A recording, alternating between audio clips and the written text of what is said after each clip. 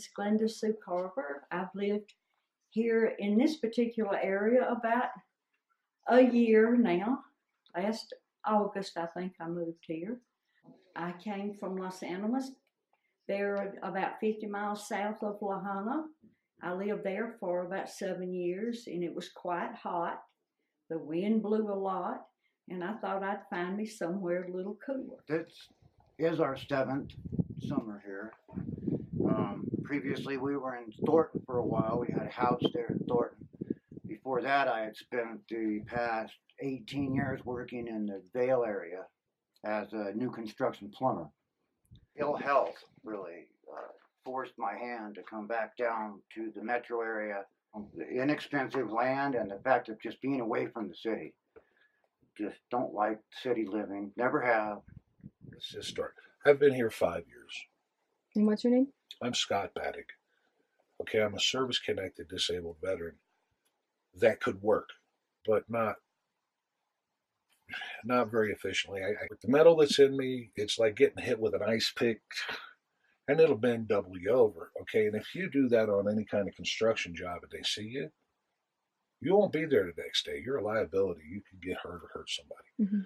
So it's been a rough old life. 37 years of that. Married for 13 years, and then that life cratered in 2000. And hit the road. And every day I'd wake up in another place, didn't know where I was, I'm out of gas, out of food, out of tobacco, and all that. Right? God's real, He cares, and man, is He good. God is good. Anyway, He told me that He was going to send me northwest into Colorado, and He did.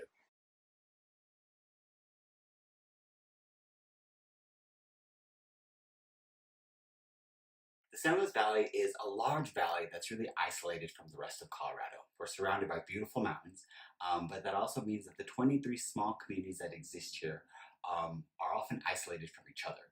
Those 23 communities have a population of about 46,000 people, and we're spread out about an area about the size of Massachusetts. So that means that there's less than 6 people per square mile here. Those who don't have a vehicle are often left without.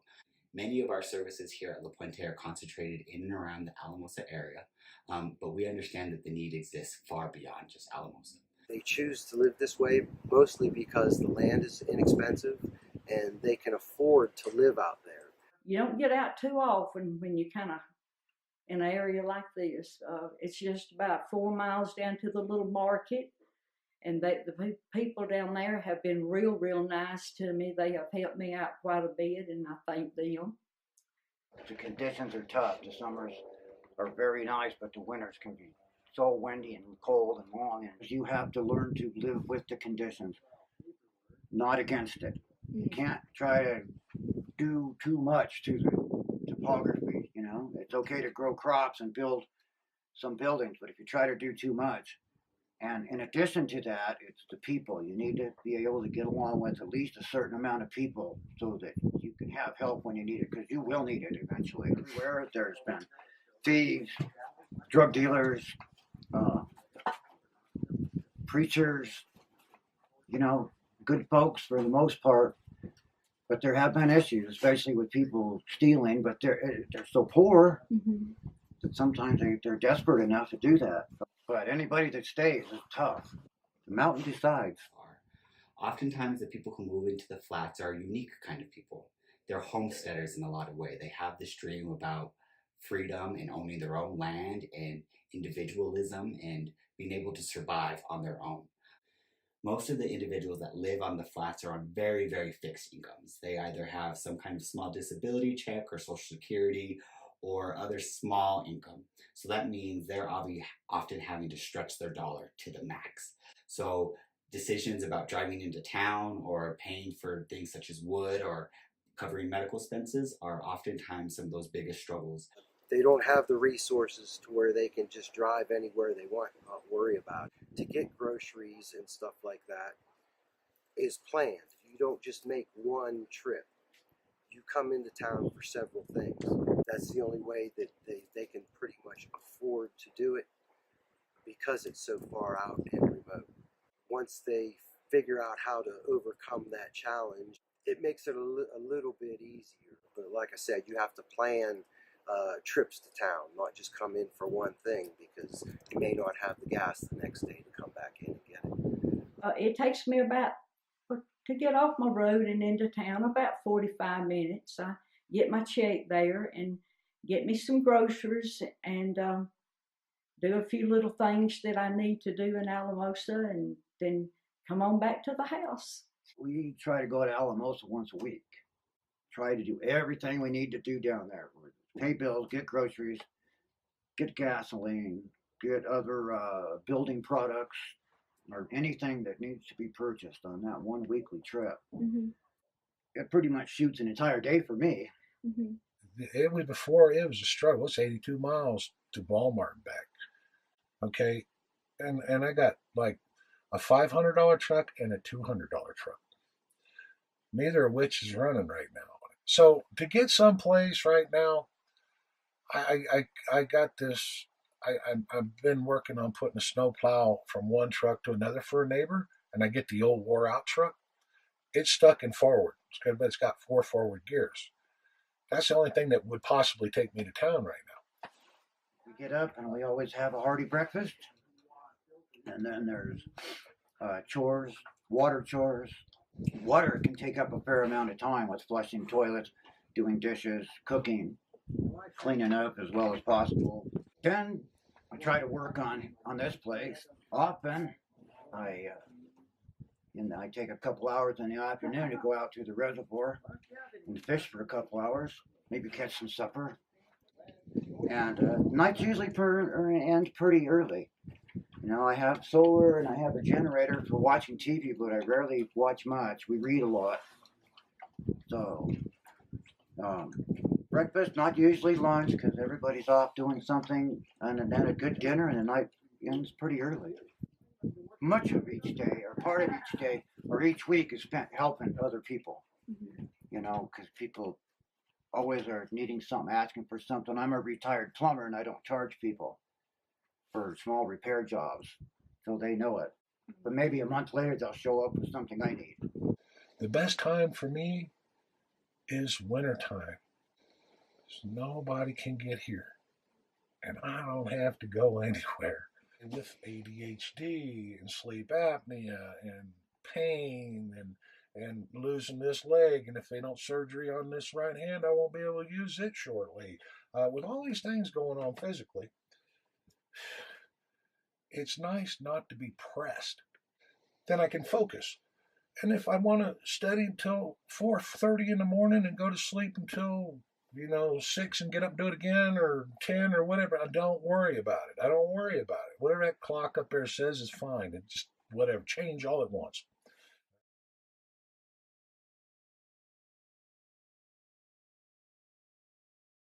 Folks who live out in the flats often come here with the dream of developing their own land and developing their own house. They buy this cheap land that's beautiful. The surrounding areas are gorgeous. But what they discover when they get here is this land is largely undeveloped. That means it has no infrastructure. The roads are largely dirt roads that aren't plowed during the winter. They have no access to electricity. They have no access to sanitation or to water, trash removal. All those things are things that exist without out on the flats. Unfortunately, water rights and county ordinances have been created and heavily enforced in recent years, displacing many people from their own homes.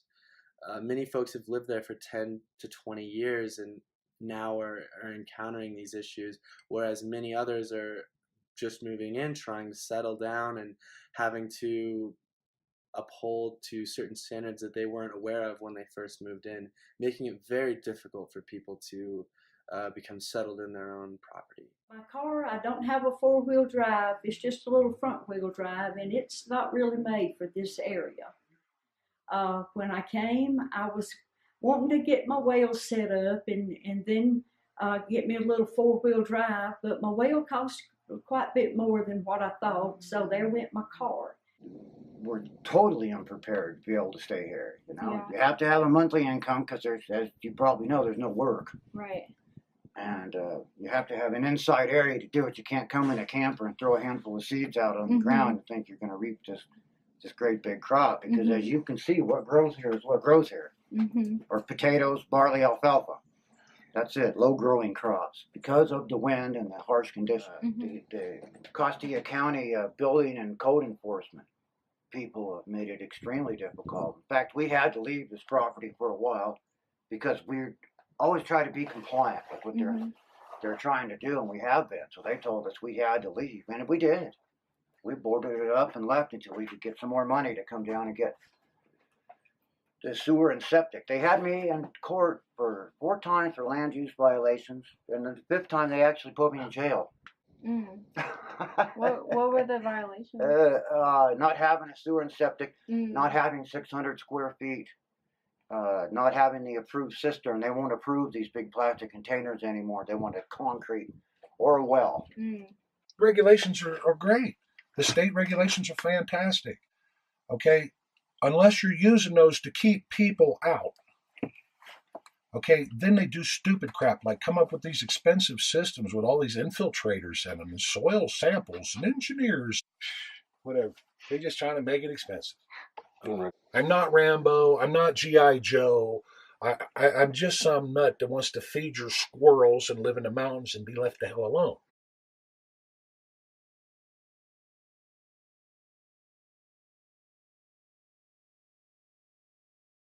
I think our first snow in this area was about end of October, maybe in November. And it was beautiful to start with. And oh God, man, please have a 10-foot blizzard this year. No noise, just that sound of the air through the pines on occasion. God, I love that. And those beautiful nights with no moon. Man, there is not a place in that sky that does not have a star. It's like a blanket, man. It's amazing. The winter was so cold. I was like snowed in. I didn't really know anybody, and I wasn't really prepared because I didn't know it was going to get this cold. We had about 3 feet of snow on the top, iced in like an igloo. Last year they were plowing 1 lane of a 2-lane road with 10-foot snow drifts on each side.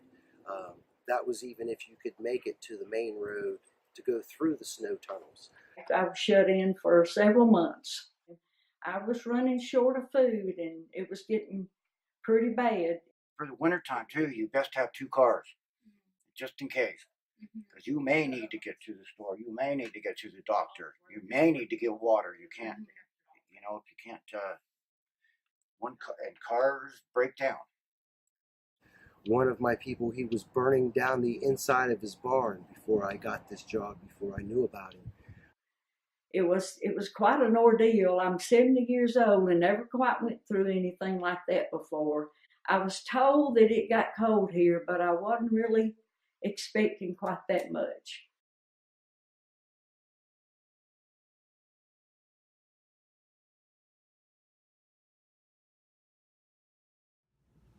The program's foundation surrounds addressing the harsh conditions that exist within the San Luis Valley.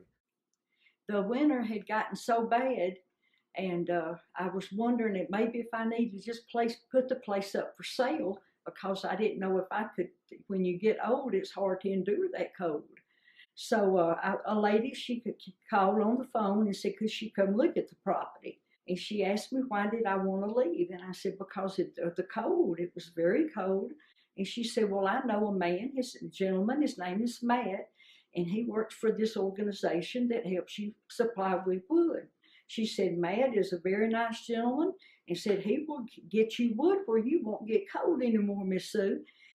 But before I even talked to him, someone came at the door, and it was Mr. Matt, and he not only came, he had a load of wood for me, and he assured me that I wouldn't be getting cold. Robert Lockwood was really the first to make the connections throughout the Rio Grande Flats, the Iraqi Flats, and other parts of the San Luis Valley. Really, he primarily focused on the Rio Grande and trying to make connections with people through our firewood program. It was so much easier to approach people who were hesitant to have anyone on their property when you had a truckload of firewood to greet them with. The Rural Outreach Program wasn't available to the people For one, some of them will be traveling 80 miles round trip just to fill out a piece of paper to go home to wait for an answer. Most of them are on fixed income. They don't have the $80 or the gas to make the 80-mile round trip. For those that often are in need of heat during the winter, wood is an excellent source of fuel for them, and oftentimes it's the only fuel that they have to heat their homes and oftentimes to cook. He first came out and he asked if we needed wood, and he was able to get wood, and I filled out an application to make sure that I wasn't sitting out here on a pile of money, I guess. And he was very good about getting me firewood for the end of the year, through the cold part of the spring and until where it finally got warm enough to not be building a fire.